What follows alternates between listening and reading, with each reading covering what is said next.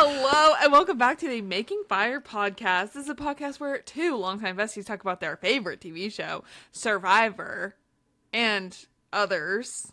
This week, we are talking about the Traitors, but not like this next season of Traitors. We are casting our own 2025 pop culture Traitors cast. And I am so excited. This is going to be a peak silly goofy episode. Y'all, like, I have one that is out of pocket, and I just looked down and I was like, this is crazy. I am just so excited to get into it. But before that, Riley, how are you? I'm doing so good, y'all. We're recording this the day after Christmas. And what an exciting time the holiday season is. I hope everybody had a good holiday season. They spent time with their loved ones. If you couldn't spend time with loved ones, I hope you did things you could enjoy. And we're ultimately doing things that we enjoy because we're together here on this podcast. Yes. Our favorite thing for both of us to do. So this is special. I encountered some holiday money. To put it lightly, to put it lightly over the holiday season, and I feel like a couple weeks ago I was talking about capitalism, but here we go. Did I want to spend some of the money? Yes. I was just telling Maddie about a big purchase I might do. That's not what I'm here to talk about today. I want to talk about my supporting of small businesses with some of the money that I came across, and I just have to talk about Etsy a little bit. And Etsy, there's give or take. Is there sort of like just a bunch of slop on there? Unfortunately, yes. I'm thinking, thinking like 3D printed garbage, probably AI stuff. Yes. Thinking about like the large amount of screen printing that is on there in a way that's like the quality of these items aren't good. Anything in resin is, sorry if you own a resin business on Etsy. We are talking shit about you, unfortunately. But there are some gems on Etsy. I've been an Etsy user for years. I placed a big order on Etsy last night because there are some things I recently have encountered my own office space, and so I'm thinking about things that I'm going to use to decorate my office. I need some new stickers for my hydro flask, things that like I'm writing in a bunch of journals, some stickers for technology, things like that. It's like, oh my god, a great place to just get involved with my own special interests is on Etsy. People who curate fun fandom items, whatever. And I just was scrolling through and like some of the stuff on here is so cute. And I love knowing it's handmade, and I'm supporting small businesses. I'm supporting individual people who also have similar interests than I do because I just love their shop, And that's what I'm talking Is this you soft-launching a Making Fire Pod Etsy shop? Yes, that's where our merch is going to be, you guys. Make sure you check it out in the link below. Our merch is going to be done through Etsy. Just a warning, you might have to pay some crazy tariffs on it. But... Right. And that was my thing. I sort of went through my cart last night, and there was like individual shop. That's the negative thing, I guess, about Etsy is that everything is on the same platform from all these different businesses. So I'm putting all these like cute stickers in my cart, but they're all from different shops. And so then when I go to check out and I'm buying a $3.99 sticker, but I'm paying $5.99 in shipping, I unfortunately have to say I will not be getting that sticker because I'm not paying almost double in the price for shipping for one sticker. And I don't know, I've never sold on Etsy, so I don't really know the ins and outs of that, but some of the shops, where I would buy just one sticker, it was like 99-cent shipping, or it was free shipping. So the orders were free shit. Like I don't know the ins and outs. I don't know what individual businesses do. I'm sure it depends where you're located, what you're selling. Not to get into the business practices of Etsy sellers, but there were a couple things I had to take off my list. I still have them liked, but I was just like, I can't pay almost double, and I can't pay more in shipping than I'm paying for the items themselves. Like that's where I have to draw the line. That's where I have to draw the line. But I got some cute things. I got some pins for my new work bag, some stickers, some posters. I'm just really excited, and I just am like, I can show off my interest in fun, cute ways, and I get to support small businesses in the meantime. I love that too. Maddie, how are you doing? I'm doing so good. One thing I have to say about Etsy, I haven't ordered from there in a while, and it's maybe because like one time I ordered a present for someone. It was just a silly t-shirt. Why did it come from Russia? Like, See, and that's the I thing. remember it got stuck in transportation in the shipping process for quite a while, trying to go through customs and everything, and then it gets to the house and it fully has Russian packaging all over. It was from Right. Russia, and I'm like, I don't know that I did need to order this dumb t-shirt for a joke present from Right. Russia. I think Right. maybe there are better use of my resources, but the other gifts that I've ordered from Etsy have all been really fun and unique, and I think there's absolutely a time and a place for Etsy, but maybe like be more cautious. This is just a Yes. cautionary tale from me personally and from me experiences too. that I've had. Yeah. I don't know that I do want to be direct ordering things from Russia. This was Right, like and- 10 years ago almost, but still. And I would agree with that statement that if you have to be smart when you're ordering Etsy, but that's like any sort of individual seller online. If you're ordering from Yes. eBay, if you're ordering from anywhere, Etsy, although it's supposed to be more curated, more like it's not as like pre-made, like, you know, Etsy and eBay are different things, but the platform is still the same. You have to do your research a little bit in these shops, actually look at the reviews, see what people are saying, like, and specifically if you're doing that screen printing, like oh shit, oh my god, thank god for the new mic, y'all. I accidentally bumped it last mic cord. That would have been game over. We would have had to start over. I don't think I told Maddie this. I made a hot guy calendar for 2026. And I was going to get this done off of Etsy, but then it's hard on Etsy. And all the screen printing, like photo printing, stuff like that is hard because you don't know where it's coming from. But when it's more, do you want to peek? Should I go to a random? Guys, I spent a lot of time on this. Can we see January? Well, of course. Who's January? Oh, you're not going to know who January is as a tennis player. We'll do February. Okay, my birthday month. Your birthday month. It is a Josh Hutcherson spread.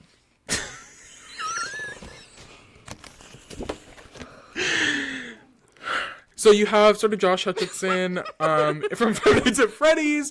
You have Josh Hutcherson bowling. I think some of this is because he's in his new show, I Love LA. I think some of these might be screenshots from that. It's sort of a couple, like a magazine cover from it. I spent a lot of time on this, you guys. I was like, I'm going to curate this calendar to my own special interest. It's going to have pictures that I want on them. So.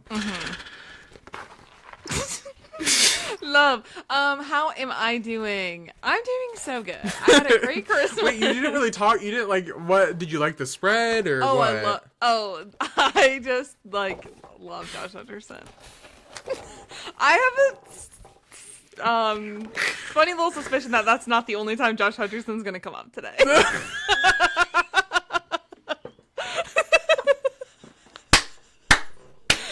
So stay tuned for that. Oh, Lord. I see what you do for others. I could not. I had to sort of hold that in. We'll circle back to that, I'm sure. Right. Maybe in a few moments, or in a bit. Anyways, how am I doing? I'm doing so good. I had such a great Christmas. Thank you to all my family and friends and all of that. But I'm so excited to lock into my cozy winter. Spoiler alert to Riley, winter is not halfway over. Winter actually just got started. Okay. I think what I saw was the winter solstice. Like, we reached the darkest day of the year. And so now from here until the summer solstice or whatever it is, it's progressively going to start getting lighter and lighter. That, to me, is a good halfway point, and I'm so excited to hear that, let me just say. Same. But one of my favorite gifts I got this year, other than my KitchenAid, shout out to my parents for that big one. I got a sewing machine this year, and I have so many little projects lined up. My house, everything is about to be handmade. I'm talking placemats, bowl covers. I want to make pillowcases. So many things. But one of the things that is on my list is finally putting something in my background there. I think I should sew like a wall hang tapestry thing. And then, because the whole time, one of my concerns was like, I didn't want to get a big piece of art or something that was like from someone else. Like, I want it to be my art, but I'm no artiste, but I do know how to sew. So I will be, let me hear if you have any suggestions on like ideas for that. I just think it would be so fun to have something going on back there that I made, and I am just so excited about it. I love to sew, and I've already gone to Goodwill and gotten some big like not blanket, like I don't really know how to like not towel, I don't know, like fabric from Goodwill, which is often so cheap. Big tip, go into the men's section and find the biggest like formal shirts you can find for like different like materials. And then you have like so much fabric. I got shirts for like $3, and they were in these fun little prints that you're not gonna find at the store. They're all vintage. I will say, let's be mindful of clothes for the big boys. A lot of y'all out there love shopping the big section for your baggy fantasy, and to make things out of the shirts. Some of us do need to shop in those sections. That's all I'm gonna say. I didn't just take from those sections. Women's dresses are also great if you find a fun print, but it's not necessarily a cute cut. Found a shirt or found a dress from that too. And I just can't wait to get started. But it is a really tough time to like get back into sewing when Joanne's is no longer with us. True that. I feel like they're coming back, no? I don't think so. Private equity? I have no idea. TikTok sewers have showed me to online sources of fabrics that are actually beautiful and amazing. So you're actually beautiful. No matter what people tell me privately. God. Okay, moving on. Nobody's told me that privately. Nobody said that. Okay. Nobody said Maddie's ugly. Okay, I think we should get into this Traitors 2025 pop culture cast. We have to. Do you want to explain what we're doing? I'll let you explain. Should I? Okay. Yeah. So, as you guys know, if you are, I don't know, a longtime listener of the pod, we last year did Traitors coverage in between Survivor 47 and Survivor 48. Now, we of course, are going to do Traitors coverage again this season, but there is a little bit of a gap in time in between. So this week, we are decided that we want to make our own Traitors cast. I think this is something Maddie and I have talked about, specifically when we did Traitors coverage last year, about who would we want to see on the Traitors. And I want to say something. Yes. There are other people that I want on the Traitors, but these are people like from specifically things this year that stood out to be funny. So this isn't like my end all be all. Like, no. I don't have, spoiler alert, I don't have any like Dance Moms people or like other people from like things of that nature. This is more current, like. Yes.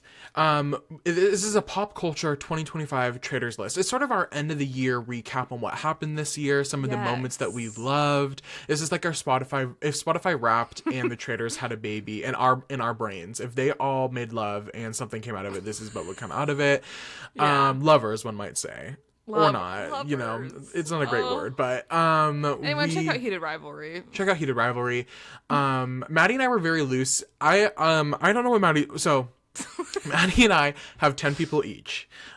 We really left no rules on the table. It was just sort of pop culture moments. We stuck to people.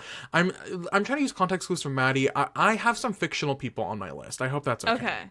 Okay. I don't, but that's fine.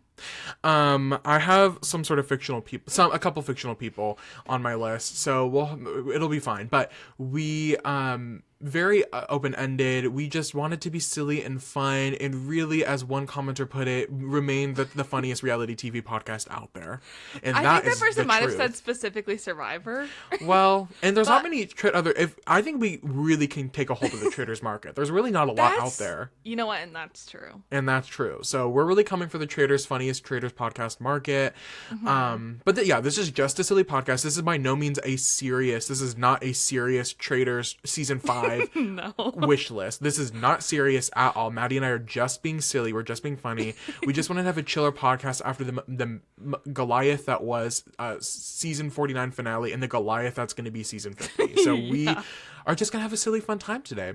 Yeah. And we have 10 people each. We're going to be covering Traitors in the episodes after this until Survivor 50. So next week, we will actually sort of do a little overview of the cast of season 4 of Traitors, if you want to hear our thoughts on who's going to be playing that season. And then following that next week, we're going to start our actual coverage of the episodes as they come out. So join us along on that journey. And we're gonna get going here. Maddie, how do we want to decide who goes first?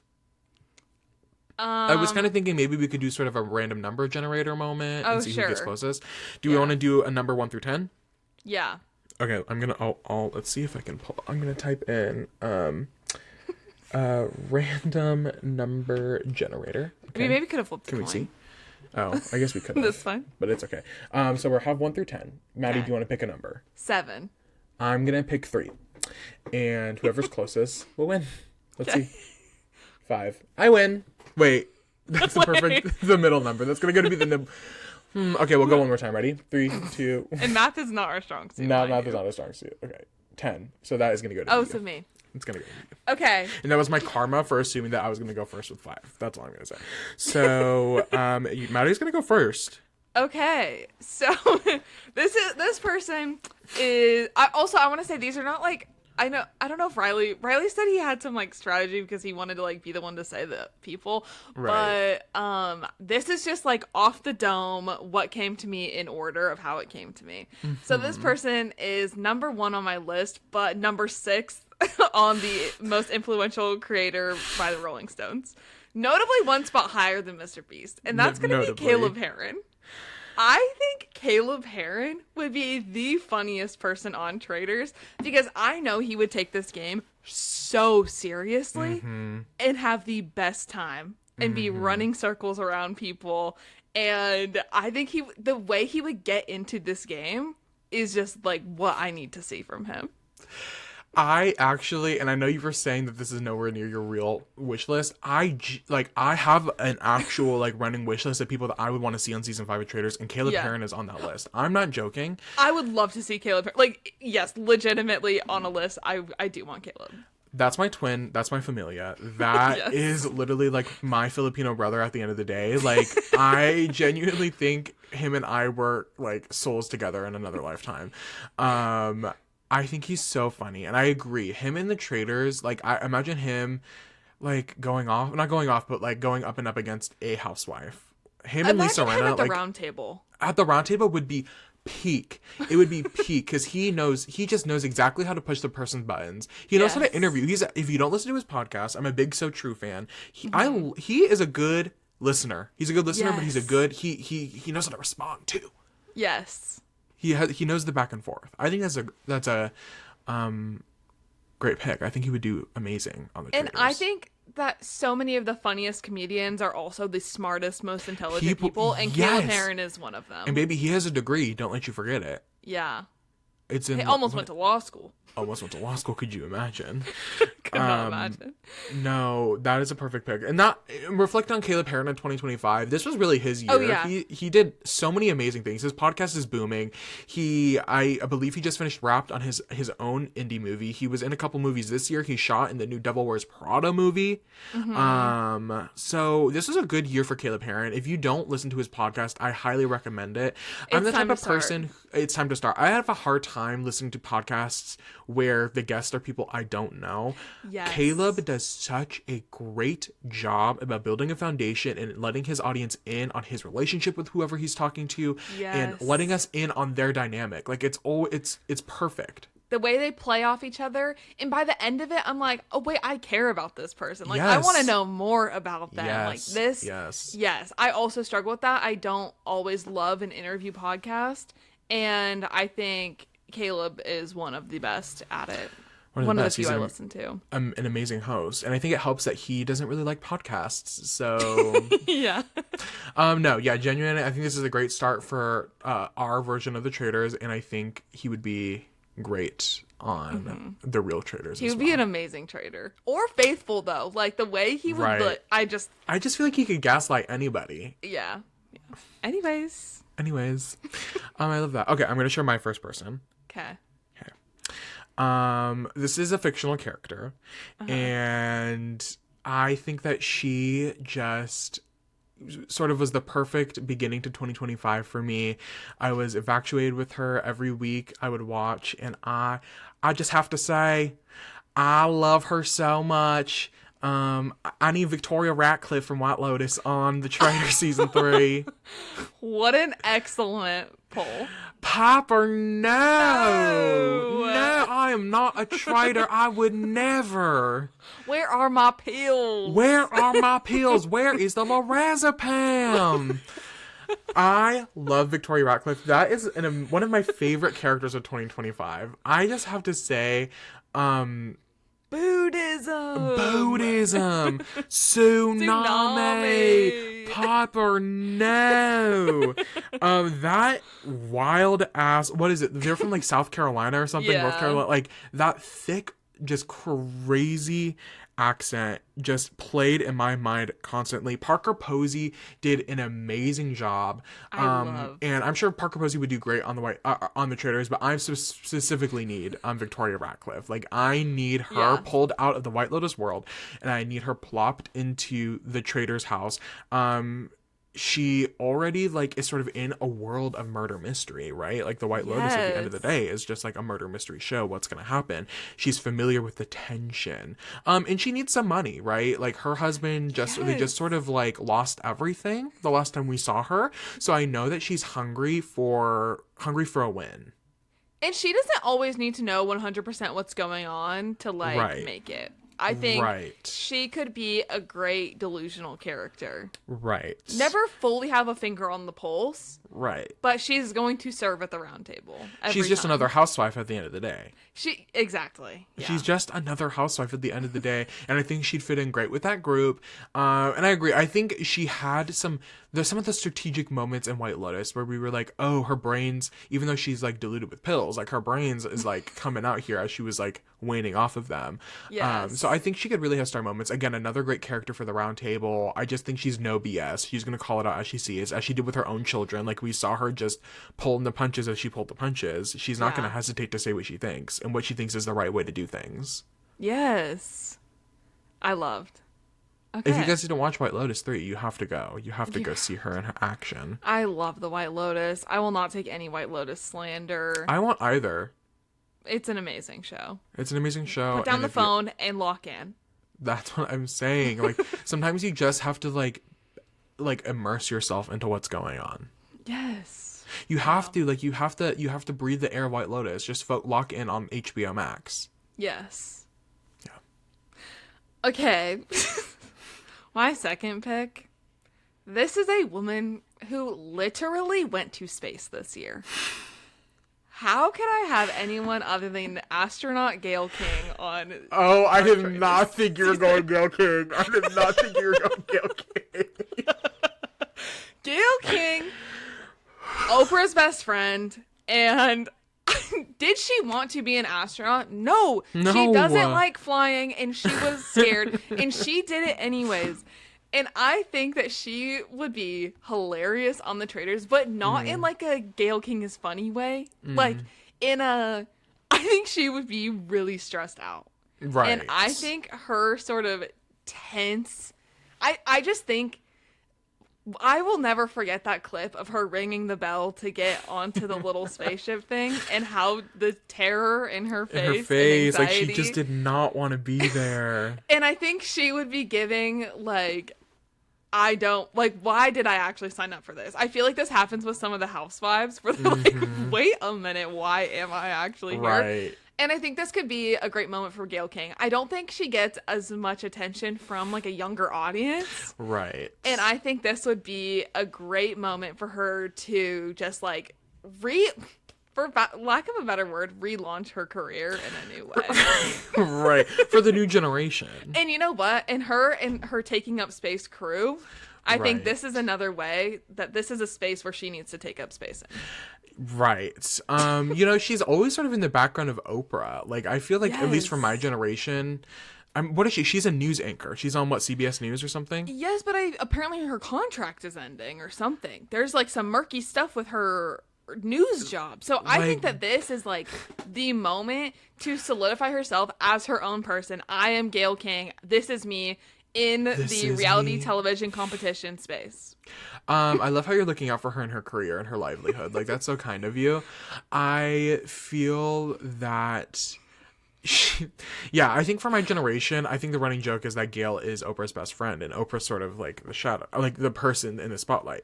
I mean, Gayle King obviously has her own accolades, but I can't even tell you which news station she's on. I think it's CBS, but Yeah. she, I think she could do good on the Traitors. I think she'd be good. She's very smart, obviously very intelligent. Yes. A journalist, she's seen a lot of American history happen before her eyes. Also, she's used to living in someone's shadow. She's used to being in the background as needed. So I'm sure she could fall back. She'd let the bigger personalities, let the Victorias and the Calebs of the world really just, take charge. And she's not afraid to do what scares her. No, she'll go up into space if she doesn't like flying. She will. She will, and she did it. And she did it. Yeah.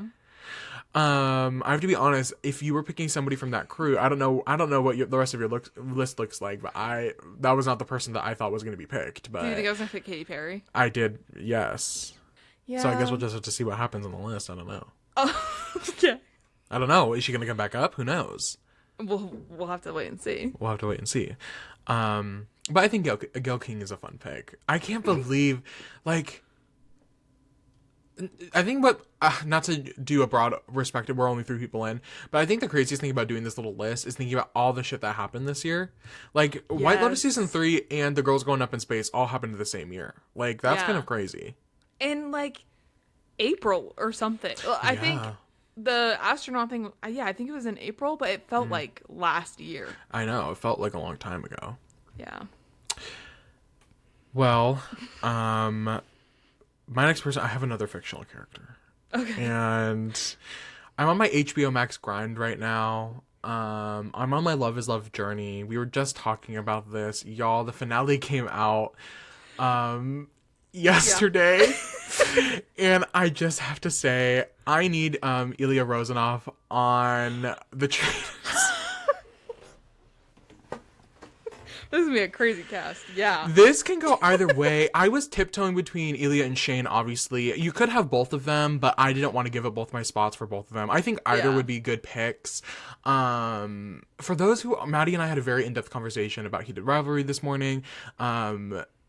Go watch Heated Rivalry. I don't know. Obviously, this is fresh. This is fresh. Literally, the finale came out less than 12 hours. This morning. It is out. just finished. Go watch Heated Rivalry. Go read the books. I've been reading the books a couple months before the show premiered. So I was sort of already in my Heated Rivalry bag. Maddie can attest to this because I've been telling her about my gay hockey players for months.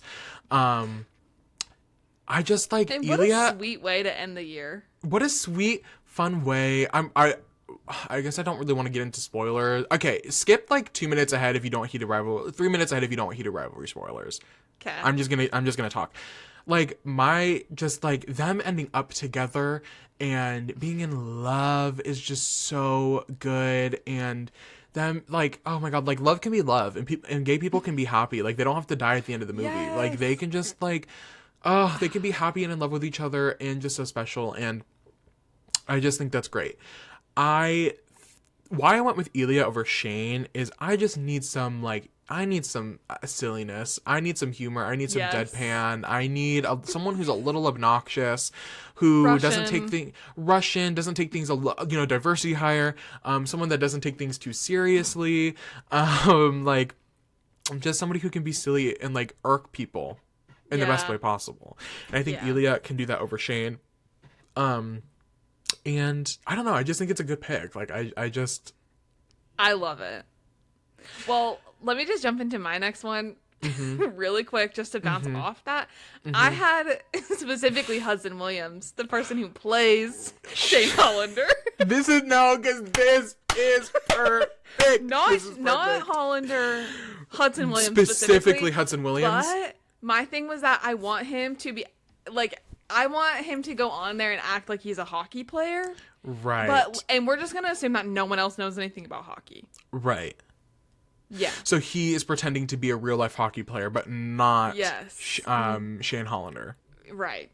I think having the character of Ilya Rosanov and the person of Hudson Williams together is I think that's perfect. And I don't think there's anywhere I think that's actually perfect. Yeah, I think so. I think their energies would be hilarious together. It would be hilarious together. Hudson Williams is completely... I picked him because he is so, I don't want to say unhinged, but he is going to say what comes to the dome. Right. And he is so funny. I almost had him Hudson Williams as Land Leopard, famously in that role. But I was thinking that the Land Leopard can come out during his evening shots when he's one-on-one in his room. He's land leoparding around the castle. Right. Well, of course, wearing the costume. And you can argue sort of that's you can argue that's sort of what Ilya's role is in this as well. Like, he's gonna sort of be we're gonna get the shower shots, we're gonna get the workout shots of Ilya in his room. Same with Hudson. Like, it'll be perfect in the land leopard costume. I think Hudson Williams King stay on PR trained, stay on media trained, and it's always important to have Canadian representation. I think we've seen that time. I know you hate her, but Marianne is a great representation of Canadians on reality TV, on American reality TV. I think Hudson Williams would do great. And I think just having both of those people together, is a fun package to do. And I'm glad our brains sort of went a similar direction in that. Yes, but different. But different. Yeah. But different. I love it. I love that too. Well, I guess because you just slipped in yours, it's my turn again. Yes. But that was kind of a package deal. Like, they needed to go together. Right. My first real person. And, he had a really good year. It was a really successful year for him. A lot got done. He's a very powerful man. And there's a lot of greatness going to come from it. But I think he could get a lot done in the Traitors Castle. I need Zohran mamdani in the Traitors. I was not expecting that. Wow. I can't wait to hear his platform. You know what? He would be building a case, and he would come to every roundtable absolutely fighting for... I think he would be a great faithful. That he would be the leader of the faithfuls. He would be he would be the Pilot Pete of the faithfuls this season. Like, he would be the one... Sorry. That comparison. Comparing Zohran mamdani to Pilot Pete is crazy. The mayor of New York City is one thing, but winning the Traitors is a whole other level, I completely agree. Wow. I just think that he is a great talker. Obviously, he knows how to connect with people. He's charismatic as all hell. And he really can connect with people at the level they need to be met at. And meet them where they're at. There's a million people living in New York City. He obviously knows how to talk to the masses. He knows how to connect with all different types of people. He'd get along with anybody in the castle. He truly would. He would get those housewives to care about their platform. Exactly. And about what their mission is in taking out these traitors. Exactly. He would unite the front in a way that we hadn't seen before. Like, he would be because the season 4 of the Traitors, you had that final Gabby and Dylan and Lord Ivar and Dolores. Like, those are fun faithfuls. Like, Gabby and Dylan played great. Lord Iva. They played, like, Gabby and Dylan, okay, they played good games. The other one, like, there was sort of just like a lot of at the end.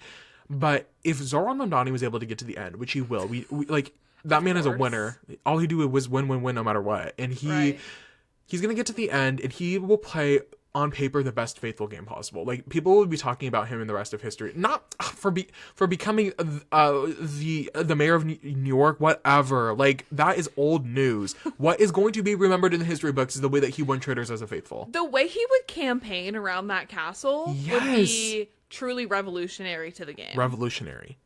And he just killed at a round table. Like, all these people we have so far are like very, maybe not all the people, but I just feel like he'd be able to carry a conversation. He'd be able to lead the pack. Yeah. And it's very much about dogpiling in the Traitors, like getting everybody to be like, focus on one person. I feel like he truly would be able to be like, wait, no, I am upset about that. Yeah. Wait, that was suspicious to me too. Let's focus on that. Let's focus all of our resources. Build a community against these He knows how to raise money. Mm-hmm. So he'd do well in the challenges. Yeah. That's awesome. He'd try to negotiate with Alan, with the producers. He'd say, I'm going to need a bigger pot. We got to pay for the people. The people need the money. Yeah. So yeah, get Zohran mamdani on the Traitors. Great. Thank you so much. Well, also of New York, I'm just going to say this person's name first. I have Bowen, mother effer, you're about to die, Yang, on my Traitors. He notably just left SNL. He has some free so time. He must have the time. Yeah. Maybe this is why he quit SNL, is to do Traitors. I'm not entirely sure. But I just think I will never forget that podcast episode with Jennifer Lawrence when they're talking and he straight up says, mother effer, you're about to die. And the look, how scared she was, being like, what could you be talking about? And him not understanding it. I think he would get so into the game, so serious. I think him and Caleb would be this, honestly, too strong. They would be too good together. But I think specifically what could be really fun is we bring Tom Sandoval back for like an episode or two, and then Bowen comes in with his mother effer, you're about to die. Tom Sandoval thinks this is real and then quits the game because he thinks once again that the Traitors is real life and that Bowen Yang is going to kill him. Yes, and that was a threat, legitimate. I can't. Sorry, not to jump. I forgot about our whole arc of playing up Tom Sandoval thinking the Traitors was real. That was crazy. No, Bowen Yang is a 10 out of 10 pick. He has so much free time on his hand now. I'm sure there's nothing else going on in his life now that he left SNL. Literally nothing else. Nothing. And imagine him with. I mean, I don't know if you have any housewives on your list, but imagine him with housewives type people. Right. He knows that audience. He does. He knows the Bravo. He knows how to listen to them, get them to spill. Right. He's a pop culture encyclopedia. He knows. Yeah. Like, he will be able to pinpoint the people. He knows the references. He knows what to reference and to what not reference. He is smart. He's funny. He's charismatic. He's going to be any role. He's going to be someone's little gay friend. It just happened. Like, that's just what happens. I almost see him and Caleb being enemies. Well, possibly. You know, they're playing for a similar role, you could argue. I just feel like they're both so smart and so funny that's almost like, whoa. We have a little bit of a New York thing going on here. You know, Caleb currently has just recently moved to New York. Zohran mamdani, obviously the king of New York. Bowen representing New York. I'm sure Gayle also lives in New York because I feel like that's where all the news stuff happens. Yeah. Like, we have a kind of a New York coalition starting here. And maybe there's just something like Bowen. I could see him being a really crucial pinpoint in all of that. But I also see him working with a little guy. You know, I see him working with a little guy. I see him, you know, I don't think so, honey, putting down the little guy. Like, we need to work together, you know? Famously. Yes, famously. I don't think so, honey, putting down the little guy because we all need to work together and we all start from somewhere. Yes. He can sing a little song. Get him up there and sing Dancing Through Life. Like, get him up there. He says, you guys let me win at the end and I'll let you meet Ariana Grande. So true. That's my best friend. And I know Cher. Period. Yeah. Like, I do. At the end of the day, I also know Cher. Yeah. And she sort of sung me off on my last moment on SNL. Yes. Can you believe that? Kind of random. Crazy. What is he going to do? I can imagine him because not to get into Bowen Yang lore, but I can imagine him sort of writing a new show or something. I imagine that's where he's going. I imagine that's what the vibe is because he started SNL as a writer before he was on the show as an act or like a performer. Yeah. So I think 2026 is going to be huge for him. It's going to be huge for him. Maybe he's acting. I would love to see him write something. Yeah. And write his way to a win in the Traitors. Yes.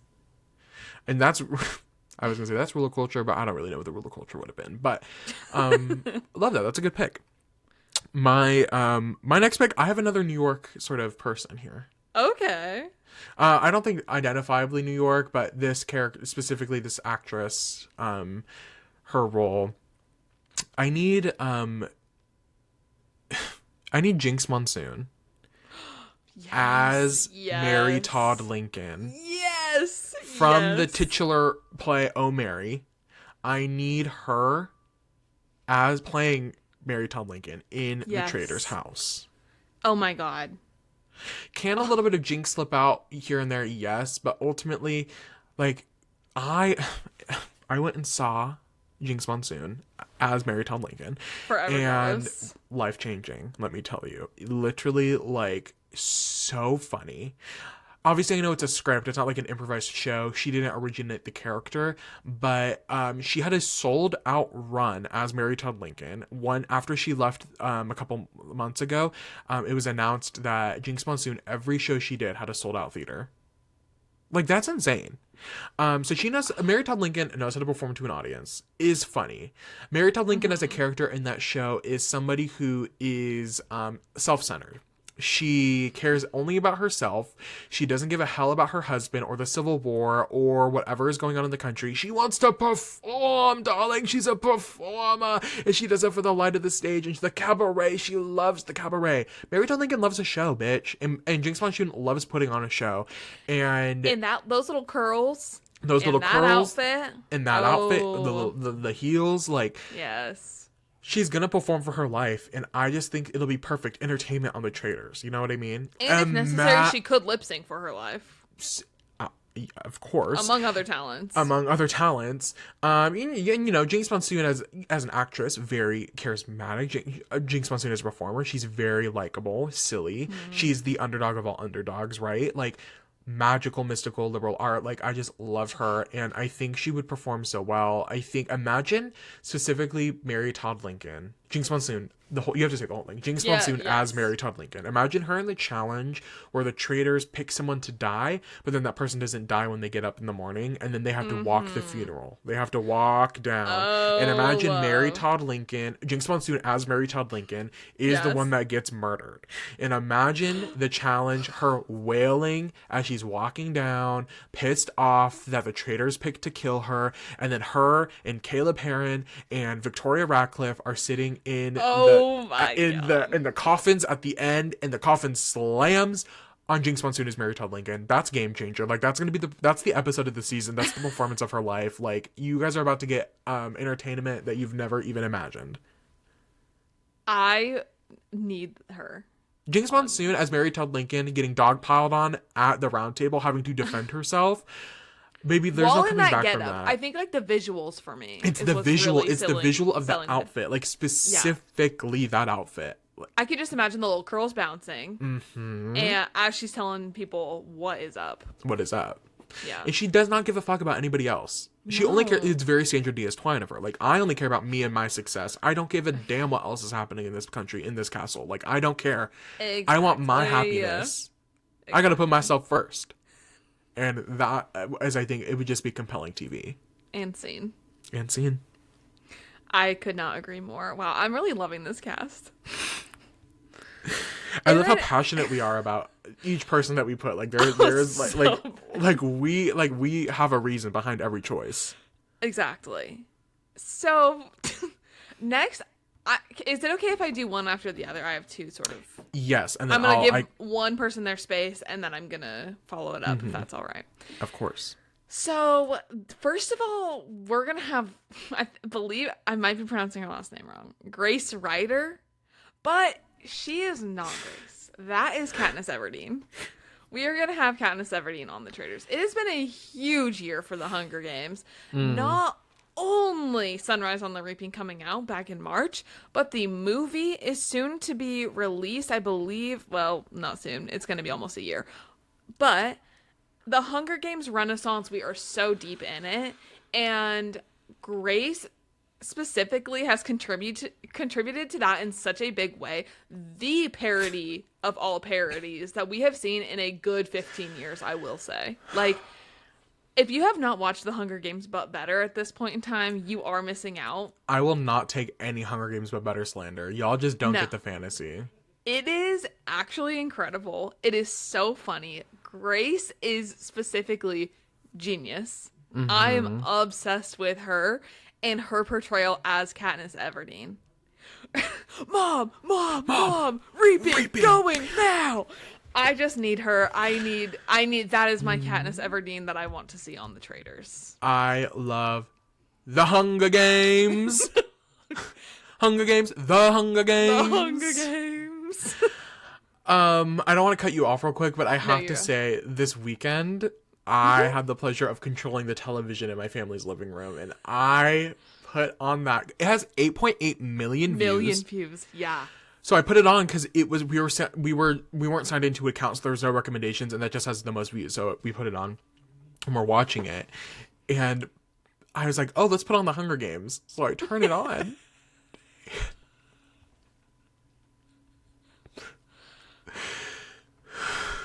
My dad and my stepmom were like, "This is the Hunger Games?" I was like, "Yes, this is the Hunger Games." And This is my Hunger Games. Maddie, they were in it. They were watching. My stepmom was looking up at the TV like, yeah, like in it. Like, I'm telling y'all, there's something about Grace's performance in this movie that is captivating to all generations. And could all you audiences. imagine that in the Traitors? Yes, I'm telling you, like, her ability to perform, be silly, but stick to a script. She was very, Yes. there were moments where she was serious. Oh my god. Well, also, did you see like any of the behind the scenes how they made it? Oh my god, very in-depth, like actual production. I know it was like, oh, this is like Grace's birthday thing. We're like coming together and filming this parody. But it was dead serious. It was dead serious. They were putting for her. on a production. And she was the lead. And I think she would be a great... Imagine having the Katniss Everdeen in the Traitors at the round table, fighting the Traitors. Mm-hmm. What a great faithful Katniss Everdeen would be. What an amazing faithful. Specifically, Grace Ryder's Specifically. version of Katniss Everdeen. Yes. Is thrilling. I love that choice. And just to like back that up, throwing it back to the very beginning of this podcast, we are gonna have Josh Hutcherson on this cast as well. Of course. And he's going to be playing himself, but also, you know how in like the original Hunger Games, Peeta is very much like making sure that what Katniss is doing and saying is like having the effect it should. He's like very much softening it, making sure that like she isn't going too far. Josh Hutcherson is going to be playing himself, ally number one, but he is also going to be playing the Peeta role for Katniss. Of course. So when she's coming out swinging at the round table, he says, "If it weren't for the baby." And I would start crying. And it's waterworks. And it's waterworks immediately. The Traitors stand up and say, There's an audible you know gasp what, in the actually, this woman, Katniss Everdeen, is saved because of that baby. And I am a traitor. I will see myself out. You all win. Y'all win. For the baby. For the baby. Yeah, if it weren't for the audible gasp in the room, like, y'all. Yes. Y'all would just had to have been there. But also imagine Josh Hutcherson on the Traitors. Like, that'd be amazing. I'm sorry. I can say that man was my gay awakening, and I'm not afraid to And admit you're right it. for Okay, that. and that's why he's Mr. February in my calendar. Okay, The month of love. the month of love, like it was meant to be. Josh Hutcherson. And you know what? He supports you. What that picture? What does it say on his? What is it? That picture specifically? What does it say? I'll see if I can find it. But Josh Hutcherson has had we're sort of in a Josh Hutcherson renaissance. I think his career, for some reason, had a little bit of a dip post. It's a picture. Is it straight but not narrow or something? No, that was the thing. Oh. So this one I'm thinking of says legalize it, and then in parentheses marriage. Marriage? Yes! And then I think he also has a shirt that says something like he does straight but not narrow. I think that was like a campaign. yeah, straight but not narrow. Oh, here we go. Straight but not narrow. With the best. Yes. Yes. He's had a real renaissance over the last couple of years. Specifically, his Five Nights at Freddy's renaissance. I haven't seen the second one, but that one really, I think, boosted him back into the culture's mind. Yes. And he is on this new show on HBO, I Love LA. I've not watched it yet, but I'm hearing good things about it. I plan on watching it. Five Nights at Freddy's 2 is just releasing. And he's gonna be making an appearance in the new Hunger Games. I know. Peeta. The Hunger Games. The Hunger Games. I just can't imagine like Grace as Katniss Everdeen and then Josh Hutcherson. Like, as that Josh would be Hutcherson, so funny. Yeah. I love that. I love that choice together. And I like that pick. I think they'll do good work together. I think to get us back on track, I also sort of have two picks that go that are two different people. Okay. I don't know. This might be a hard pit. Wait. Oh, okay. Sorry, my numbers got messed up. It's okay on my list. I did have Grace Ryder on my list as well, so I did sort of have to do some rearranging. That was the first and snipe we did some backups. And that was the first snipe that you got from me, and I'll give you that. I'll give you that. So then I had to do a little bit of rearranging, but I don't know how big they are on your TikTok. I hope you've seen them. They've had a really good year. I think their comeuppance really started last year with their hit song. Oh shit, what is it called? Not me about to hold on. They've been popular on TikTok. They're a duo. I think most famously what got them popular, they would do reviews of restaurants in Times Square, and that really popped off. But they are a couple, maybe not. Twink and a Redhead. Are you familiar with them? Yeah. Oh my god. Him. Sorry. I love the drama with him in the Crumble In the Cookie CEO of Crumble. I'm sorry. What does he say? I'm sorry I clocked your tea so hard or something. Grant and Ash, more formally known on social media as Twink and a Redhead. I need them both on the season because you can't separate them. So Twink takes up one spot, Grant, and Ash takes up the other spot, Redhead. If you really think about it, like, we're kind of Twink and a Redhead if you think about it. If you really put like a new lens, like new glasses on. No. I think the quote is, "I'm genuinely sorry I clocked your tea in such a massive way." Okay, so Twink and a Redhead, if you don't know, most popular on TikTok. They have music. I think most notably their most recent song, "I'm a Disney adult and it ain't no cult." Have you heard that? No. They have a song about being a Disney adult. Their little adventures. So that I think really popped off on my For You page this year. Disney adult. I think most famously their song that came out in 2024, Panera. Panera. Yes. Got fucked in Panera. Anyway, they're so funny on social media. I think they're funny, and I think you can't separate them. You need them on together. Mm-hmm. There are big chaos agents this season. They're people they don't take anything seriously. And there's always like a duo running around. So I think people aren't going to know necessarily they're a duo. Maybe they'll try to hide it. But you can't. They would be calling things out. They wouldn't be afraid to speak their minds when other people would be like, maybe having their feelings, having their suspicions about people. They would be just outright saying it. They would be clocking everyone's tea in such a massive way. Everybody's tea. Their whole sort of shtick is that on social media is that they're dating. Yes. And that Grant, who is Twink, always sort of like, Grant famously, who is Twink, he has moments where you're like, oh, that man is gay, but then Redhead, who is Ash, just never catches on it. And my favorite is her laugh. How would you describe her laugh? It's like a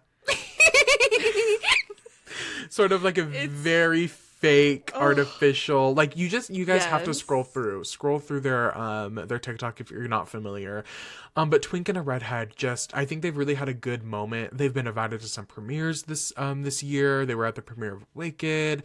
They're part of the intern series for. There's a magazine that does a series with social media stars as interns. But they're funny and they're silly and their music is silly, and a Disney adult and this ain't no cult was stuck in my head this year. So I need them as chaos agents on the Traitors. Like, I truly do think that they will cause havoc no matter what. That's going to be their main goal. Perfect for this. Right. That is a great pick. Both of them. Thank you. Oh, okay. This next one had me giggling, kicking my feet when I thought of him. So hear me out. We are going to have Riley. You are going to be pretending to be Sandra Diaz-Twine. You are going to be Sandra Diaz-Twine. The shirt, the hair, the hat, everything on Traitors. Right. No one else is very familiar with her, which is going to be important. Because then, a few episodes in, Sandra joins. And everyone is so confused. No one can tell you apart. And then they're like, well, one of you has to be a traitor. who do we go for? Genuinely don't know. Sandra's going to be equally as confused because she didn't know that there was going to be another Sandra on here. Right. And obviously she's like trying to call your bluff, and you clock that immediately, and you're like, what are you talking about? I'm Sandra. I was here first. Like, I'm the OG. Anybody but me, adios. Yes. And then I fight Sandra Diaz-Twine on national television. Yes. I physically get in an altercation half my with her. heart is in Afghanistan. That's what I've been saying since day one, and y'all suddenly this fraud comes in here. Yes. I almost said something out of pocket and I chose not to. Should I say it? Yes. Baby, these teeth are all real. Ain't no braces needed. Babe. Sandra, it was a joke, I'm sorry. But no, I think this is a great pick. So is Sandra, are those two slots, or is it at some point? No, Sandra, it's like, just comes in like as like a Tom twist. Sandoval had to come in at some point for Bowen. Right. Yeah, once you make it to a certain point, a few episodes in, she's going to join. Right. But that's just like a separate thing. But my person is you as Sandra Diaz-Twine. As Sandra Diaz-Twine. And I think that's a perfect pick. I think that me as Sandra, I try to push all like chaos, right? Like I'm living in my strategic mastermindery. I'm really locking in. Yes. Anybody but me. I'm doing all the Sandra quips, and it gets to the point where people are like, do you say anything else? They're like, do you say anything else? I'm like, well, I don't need to. I'm Sandra Diaz-Twine. Adios. Adios. Exactly. I don't know about that. Like, I truly am like the social strategy queen. Exactly. She's running literally through my veins. perfect. And then I just throw her under the bus. She comes in and I'm like, girl, why? Like, why can't outdo the doer.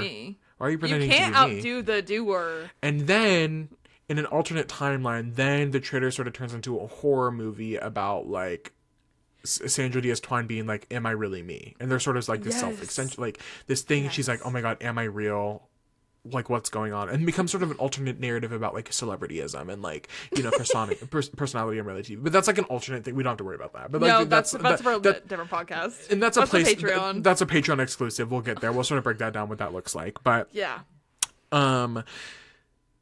Yeah, I think I just think it's a great pick. I think that's a great pick. But it's me deep down, and I do have ulterior motives with both Hudson Williams and Ilya Rosanov. Yes, at the end of the day. At the end of the day, like, I am a man. At the end of the day, I am a man. And I wanted to put you in that position and give you the opportunity. And I also think it would be really interesting. So you are you, but as Sandra Diaz-Twine. But then Caleb Heron is also here. So then people are like... So it's like, what is happening? So like, even if you weren't Sandra, even if real Sandra was like, that's not Sandra, you're like, who am I? And Caleb's like, well, you look a little bit like me. But I'm not so sure. You're like the real Filipino version of me. Like, what is going on? Yeah. You're kind of like me, but like not as funny. And why do I feel like that's something you would say to me? Yeah. No, I think that's great. And I think I'd make the most of my time. I'd make sure there's a maximum mess and drama as my time as Sandra Diaz-Twine in the Traitors Castle. Yes. And then... wear this... Just now, do I get the actual shirt, or am I wearing the shirt with the tape on it? Well, no... I think you would have like a real replica. Oh, okay. So it's like as much as the real thing as possible. The like tape t-shirt was sort of your audition, and you passed. Thank you so much. I'm glad somebody enjoyed it. Thank you so much. Well, I'm excited to be on there. Thank you so much for the opportunity. I'm so excited to portray it. Yeah. I have my next person here. Uh-huh. And walk with me for a second. I have it listed as sort of a broad group because I don't know who the one person is.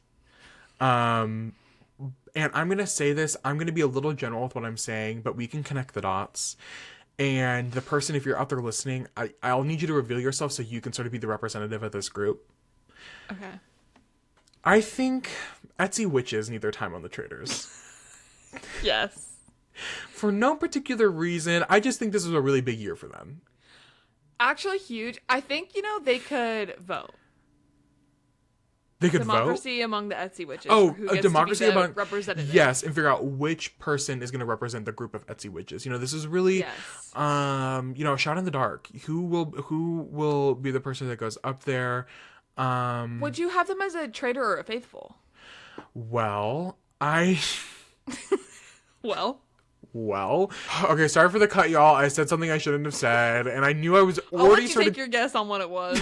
I was already teetering the line when I was bringing up the Etsy witches in the first place.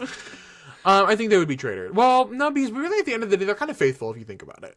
Yes. They're kind of like down for the crown. Like, they just like... They know what they're doing at the end of the day, and they have the powers, which is kind of puts them at an advantage if you think about it. Not to bring magic into the Traitors' castle. Okay, but they're in the Scottish Highlands. There's lots of magic. If So anyone's true. curious, read the Outlander series. Famously. Famously.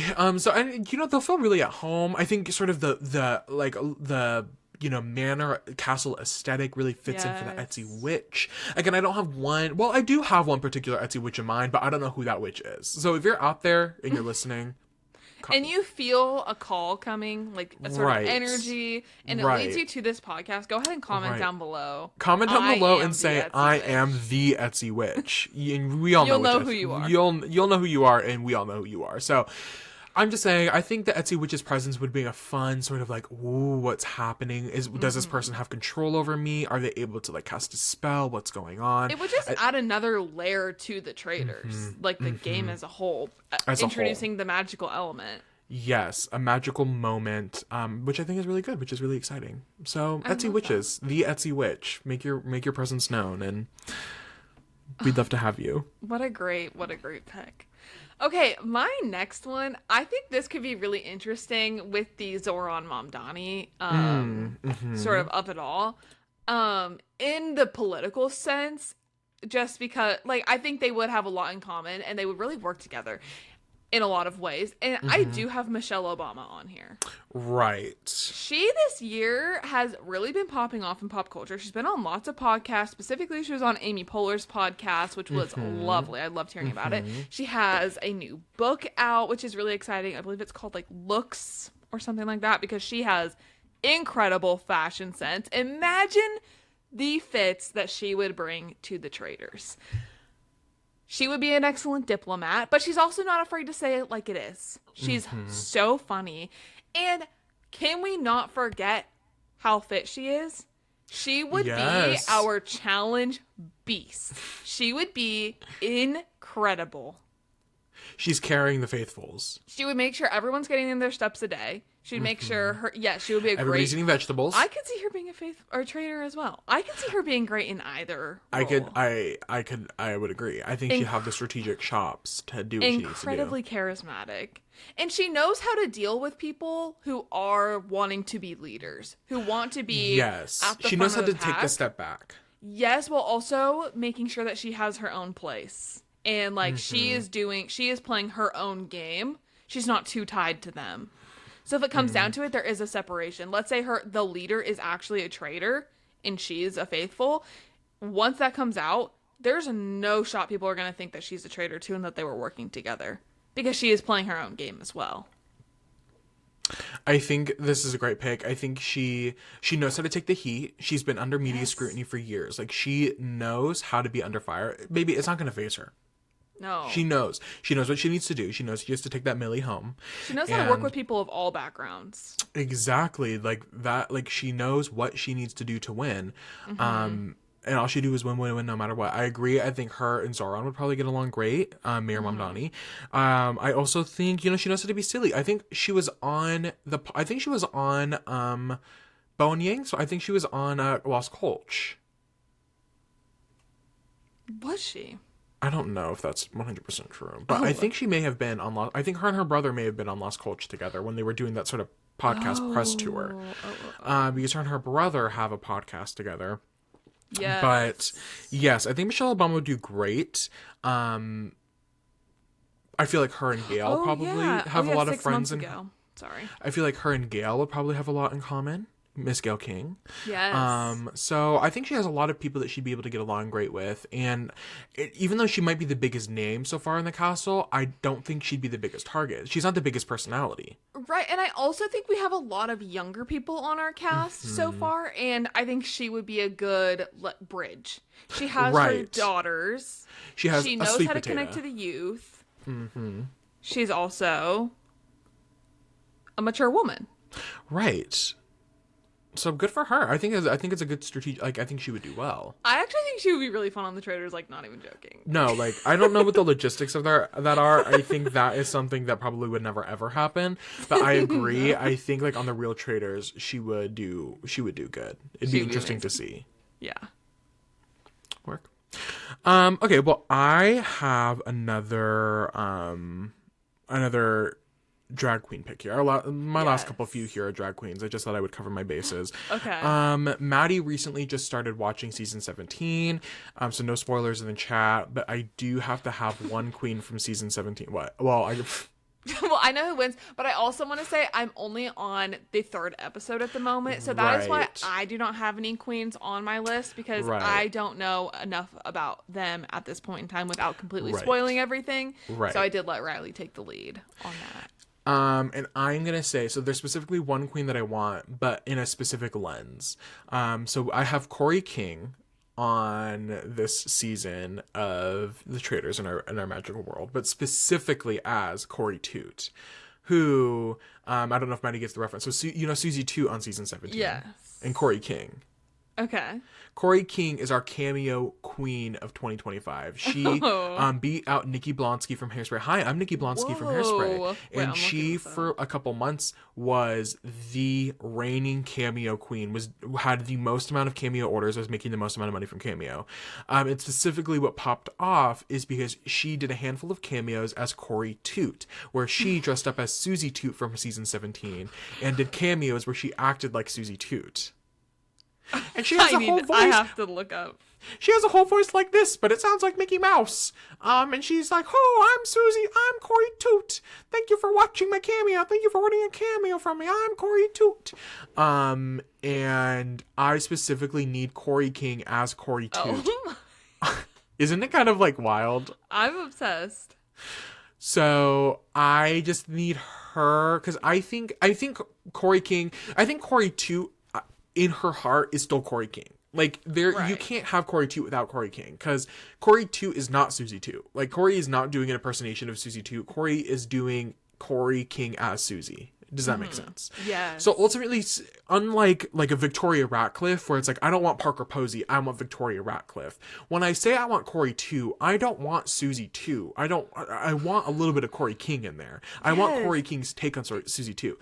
Truly the best of both worlds. It's truly the best of both worlds. I'm still getting my messy love of Kori King. Somebody who is reality TV gold. I don't want to spoil season 17 at all, but reality TV gold, someone who knows how to work a confessional, someone who knows how to be silly, and knows how to like stir the pot a little bit. Not necessarily in the drama, but necessarily knows how to stir the drama, if that makes sense. I think Kori Toot would be perfect. I think similarly to a Jinx Monsoon as Mary Todd Lincoln, you're putting on a performance, and I think there's bonding there, and I think Kori Toot's voice might get a little grating, but I think it'll still be fun. Yes, that's really great. I can't wait to watch more of season 17. I think you'll enjoy it. I think you'll really like it. And I look out for Kori. Kori Toot does have a mention near the end of the season. Ooh. I can't wait to see how that turns out. Can't wait to see how that turns out. Okay, my 9th pick is actually going to be related to Survivor. This Survivor player is one of... She may not have been as prominent for most of 2025, but in this last couple weeks, I can't stop thinking about her. Much of the internet can't stop talking about her, and that's going to be Genevieve. So, but let me paint you a picture with Genevieve. So, she, well, first of all, is going to be the one and only traitor in the game. But she is, like, kind of getting purpled in the Traitors as well. Always in the background. In every shot, she's in the back. People aren't really noticing her. She's just kind of, she's around, she's lurking. She's playing an amazing game, but no one seems to be noticing it, unfortunately. This strategy, though, takes her to the end, and she wins as the only traitor left in the game.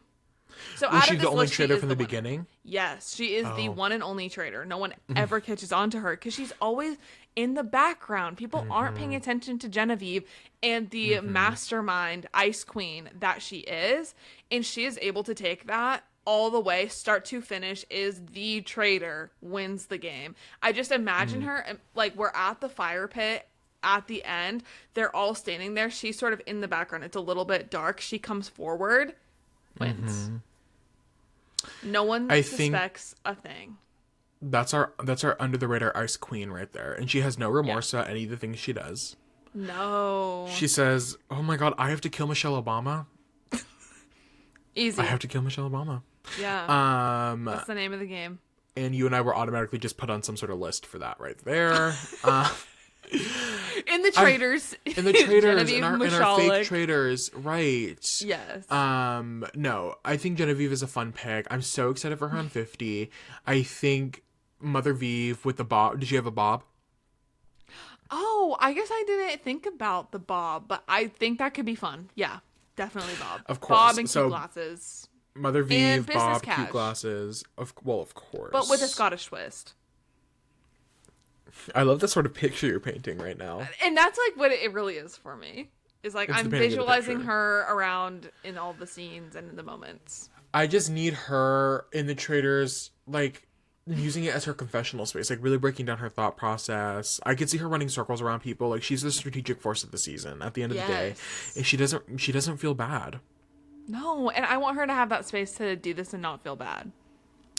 And that the Traitors is the perfect way to do it, with a bunch of reality TV people who have no idea what to expect from our under the radar ice queen. Yes, because as we mentioned before, they're not familiar with Survivor because you were able to pose as Sandra Diaz-Twine flawlessly. Right. And even Sandra doesn't know Genevieve, Miss Mother Vive. Right. Why would she? The way that you do. Right. And imagine the alliance, like, you could notice Genevieve. Right. But you can't get too close because once you do start getting close, that is unfortunately when she cuts murdered. me. Right, that's when she's gonna cut me. When you're like, wait a minute, something is fishy with Mother Vive over here. Yeah. So I'll make sure to, like, keep my distance. But I love the pick. I love her. Honestly though, like, in thinking about real Traitors, get Genevieve on the real Traitors. Like, I think that is a great Traitors pick. I think you're right. She genuinely would be a great under the radar player to the point where she could do a lot of the slipping and sliding through. Season 2 of Canada Traitors, where Netta won, I think I could see Genevieve playing a very similar game to Netta, where most of the game she's acting dumb and she acts like she doesn't really know what's going on and she's slightly scared. She's in the background, but really she has a big hand on things. So obviously, yes, Mother Vive would be great on our sort of fictional pop culture moments. Traitors, but I genuinely do think she'd be a great person to have on the real Traitors. I also think it could be not fun because I don't ever want her to get less screen time than she deserves. But I think it could be a fun shock to the audience as well. We are also seeing Genevieve in the background in all of these. So when she does have that iconic moment where she comes forward and wins the entire game single-handedly, then we cut to an extra episode, bonus content of everything she did throughout the time on Traitors, where she was solidifying her win, but even the audience didn't get to see it. And it'll be the most masterful win in reality TV history. It'll be referenced right alongside Jesus. It'll be it's a renaissance moment. Like, it'll start something new. Like, you there was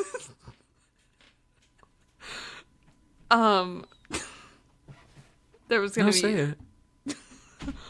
Before Genevieve on Traitors and after Genevieve on Traitors. So BGAT or OT, BGOT, and then HGOT. Bigot? Wait. BGT. We'll just do Genevieve Traitors. Britain's Got Talent. We'll come back to it. Oh my God. We'll come back to it. Yeah. I do. My next person, another drag queen, has sort of her own abbreviation, commonly referred as PBP. Wait, P. Whoa. Reverse that. Us and our acronyms right now. Us and our acronyms. She has a common acronym, NPBFAG. And that's Nicole Paige Brooks from Atlanta, Georgia. She was on All Stars 10 this season. And she's from RuPaul's Drag Race Season 2. So Maddie might not be the most familiar with her. And there's, I feel like, a couple people from All Stars 10 that could have been here due to strategic moments. But Nicole Paige Brooks from Atlanta, Georgia, I just truly think is classic drag queen. You want a classic drag queen who has no bullshit, will call out shit as she sees it. Mall drag, no shade, but off the rock. Off the girl, if for some reason she ever sees it's being dragged through the coals, I will be. But Nicole Paige Brooks is just a classic drag queen. I just truly think, I'm like, if you look up drag queen in the dictionary and Nicole Paige Brooks comes up. And I think that is what this season of the Traitors needs. It truly just needs a classic Southern, FAG from Atlanta, Georgia. That's what that is short for. In the most shocking turn, she would be number 1 allies with Miss Ratliff. Miss Ratliff. There just be a bond there. Nicole, oh my gosh, it's so great to see you. Yeah. Nicole's kind of she kind of has like her voice is just so like distinct. She's just recognizable. She's a recognizable figure. She's an iconic representation of the Atlanta drag scene. She's a drag legend.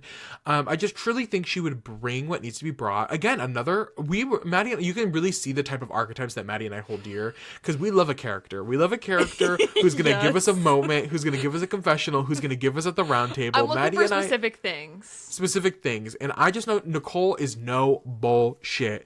Whether it's Twink, whether it's Redhead, whether it's Etsy Witch, whether it's fucking Michelle Obama, she will call you out on your shit. Yes. Nicole just needs to be able to smoke a little bit in the manner, and I think that's okay. Yeah. I think that's allowed. Yes. I think that's allowed, and I think we let her do what she needs to do, and I truly do think Nicole Paige Brooks from Atlanta, Georgia will not last long, but she'll do what she needs to do in the couple episodes she's in. And sometimes you need just a fun little, like, a character that just starts high and fizzles out immediately. Comes in hot. Yes, comes in hot. And there's nowhere to go from there. Yes. When you start at the top like that. Yes. Well, wow. Yes. Well, yes. Okay, my last main cast pick, my number 10 here. We cannot be surprised that I had to have a Salt Lake City girl. Well, of course. Here. And of course that's going to be Miss Mary Cosby. Mary, specifically in the last 2 seasons, and this one particularly, the shift of Mary Cosby is something to be studied. Mary came in as one of the most unlikable, out-of-pocket characters, and often in a mean way, telling people to their face that they look inbred, telling them horrible, horrible things about themselves. And now that's Mother Mary. That's our pastor. That is a leader of her church, fashion icon. Her looks have absolutely transformed over the past few seasons. She did get roasted in the beginning because she loves money and wealth and brands, but she wasn't necessarily pulling that together in the best outfits. And that has completely changed. She is a woman of class, and that's where she's going to draw the line. She's not going to be here with these messy young people, specifically like I think Twink and redhead might get under Mary Cosby's nerves, and then she's going to lose it. And it's going to be, to quote Riz God, cinema. Mary Cosby is also, she is not there for the money. We all know this. She is wealth. She is just the sort of wealth that only comes when you marry your step-grandfather. Yes, and yes, she is married to her step-grandfather, and don't worry about it. Okay? Right, like it's not your. They don't she's even not here live with together. Right, but they're married, mind you. Happily. Well, I'm not going to speak on. I will not speak on Robert Sr. and his whereabouts. I just think I also can't imagine Mary in a better place than a castle in the Scottish Highlands. Is she going to complain that it's old and dirty? Yes, she's going to be complaining a lot, but then I think she's going to get into the game and she's going to connect with people. When people are down, she's going to say, hey, I see you. I'm here for you. I see you. You have it within you to stand up to these people. And she's just going to be a great mother figure, but she's not going to be too doting. Because at the end of the day, save those tears for your pillow. That's an Abby Lee Miller quote, but I feel like Mary Cosby would have a similar sentiment in the Traitors specifically. And she's going to know that it's a game. She's not going to get too hung up on the real life of it all. She's going to have a great time. Well, she's going to be great TV. I don't know that she's going to have a great time. Right, but sometimes that's what makes the best TV. Kate has like, been on 2 seasons of The Traitors. And Dolores, not really loving it. No, it's just people who hate it out there really do make it what it is. But Mary Cosby's going to serve in a way that is unprecedented. Work. No, I love that pick. I love a pick who a no bullshit pick. We have a lot of those people this season, and I think once all those people interact, and I think that's just because that's what we want to see. Yes, and so we made it basically an entire cast of that. So true. Yeah, I think that's a great pick, and of course you have to do someone from Salt Lake. Like, I just saw that Bronwyn and her husband broke up. Bronwyn was actually one of my backups. We'll get there in the list. We'll get there. But I just watched Bronwyn on Monet Exchange's podcast. Someone who's actually going to be on. And she sounded very happy with her husband. And so I was like, this narrative that is happening, the shift real quick is really sudden, I guess. But yeah, I'm happy for her. I hated Todd. Sorry to Bronwyn, but I will say he was weird and gross. Well, I have the final pick here. Yes. And this is somebody who, again, I'm not sure your familiarity level. It's another drag queen. Has not been on Drag Race, so I'm definitely not sure with your familiarity level of her. But 2025 was her year, and I knew in my heart of hearts, had I not talked about pop culture in the year 2025 and not talked about Luscious Massacre, I would have, I couldn't have a podcast, you know? Yeah. Luscious Massacre, for those of you who don't know, is an Emmy award-winning makeup artist. She did makeup for the TV show We're Here.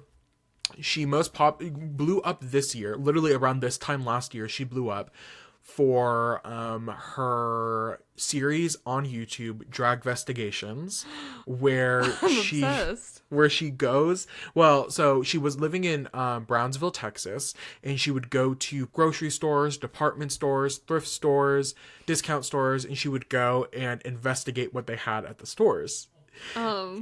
What? I just want to prepare anyone, if you do search up Luscious Massacre on Google Images, you're going to get some really interesting sort of juxtaposition of photos. You are going to get some of Luscious Massacre, and then you're going to also get some really concerning photos. So just a warning. Right. Maybe search Luscious Massacre drag queen. Yeah. Yes, that'd probably possibly be the right thing to do.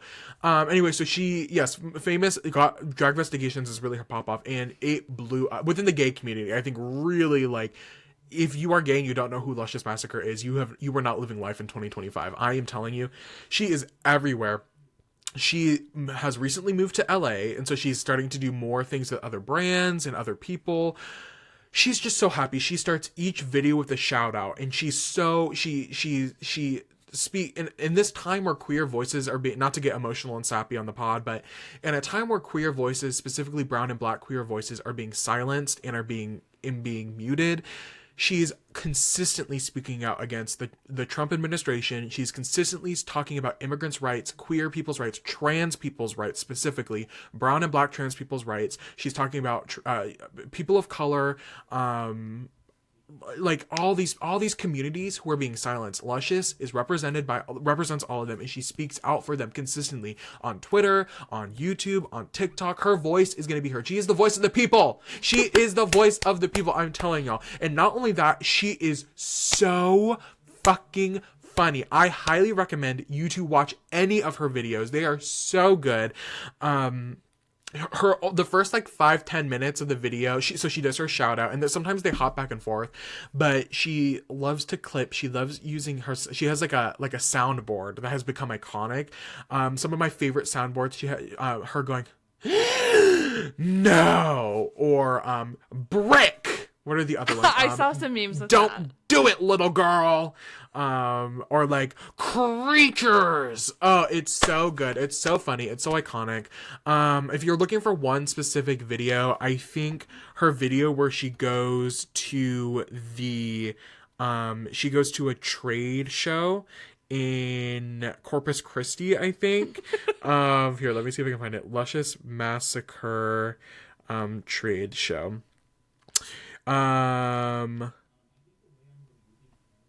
La Pulga de Corpus Christi, Texas, exposed the Trade Center flea market. It came out 10 months ago. I highly recommend that one. The iconic picture of her at the beginning of the video standing in front of the, it says like trade on the top, or like Trade Center on the top. It's so funny. She's just a funny person. She's passionate. And that's ultimately, to bring it back to the Traitors, why I think she would do so well on the Traitors is because she cares. She's such a great speaker. She's a great entertainer.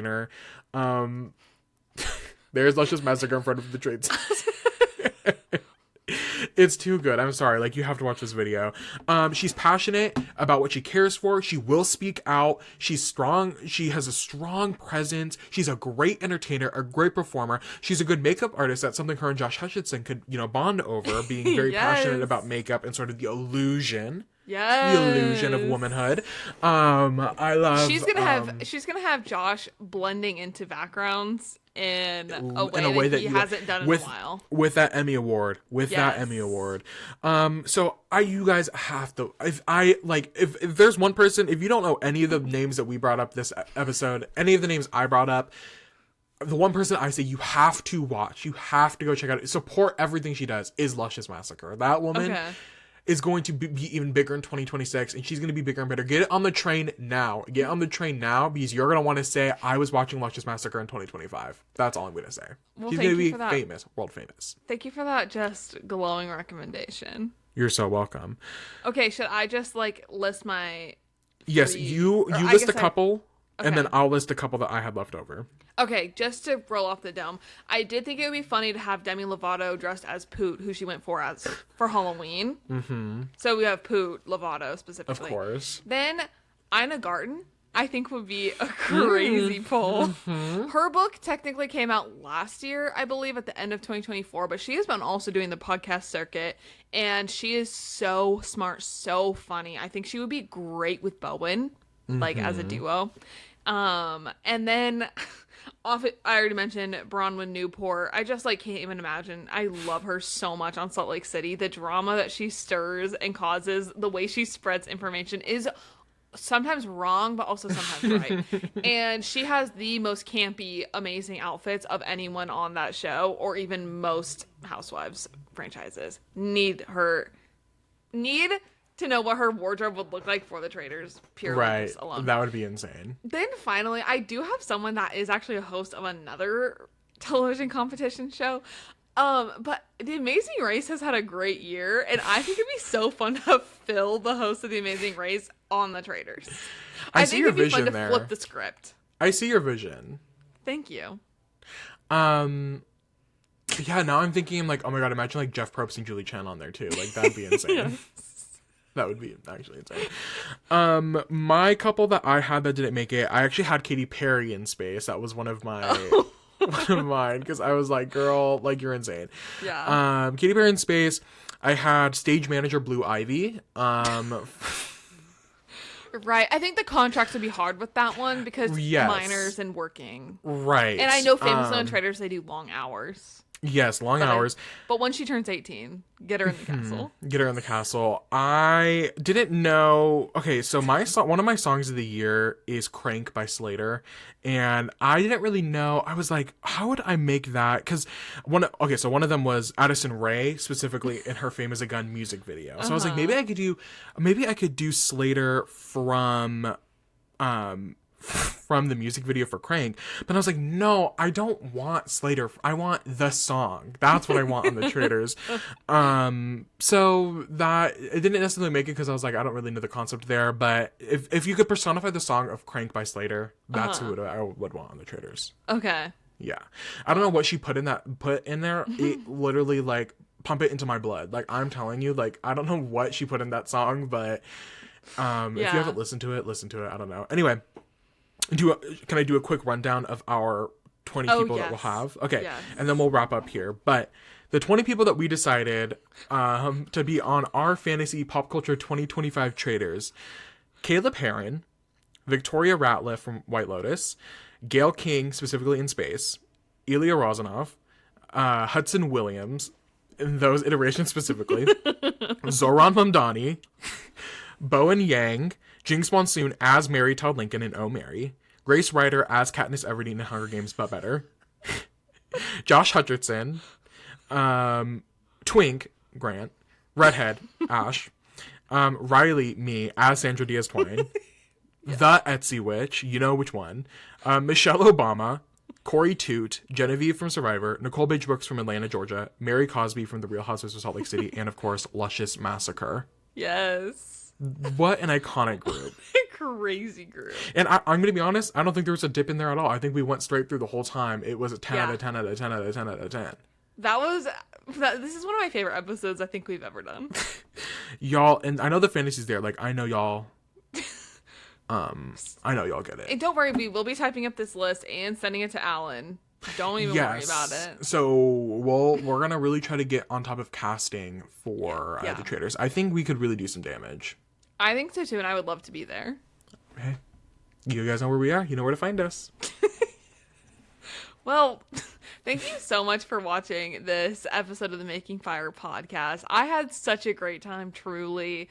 But in the meantime, be sure to follow us on Instagram and TikTok at Making Fire Pod. We will be doing more Traitors coverage for the next few weeks leading up to Survivor 50. Don't worry, we always know where our roots are at. And I'll see you next time. I almost said your line.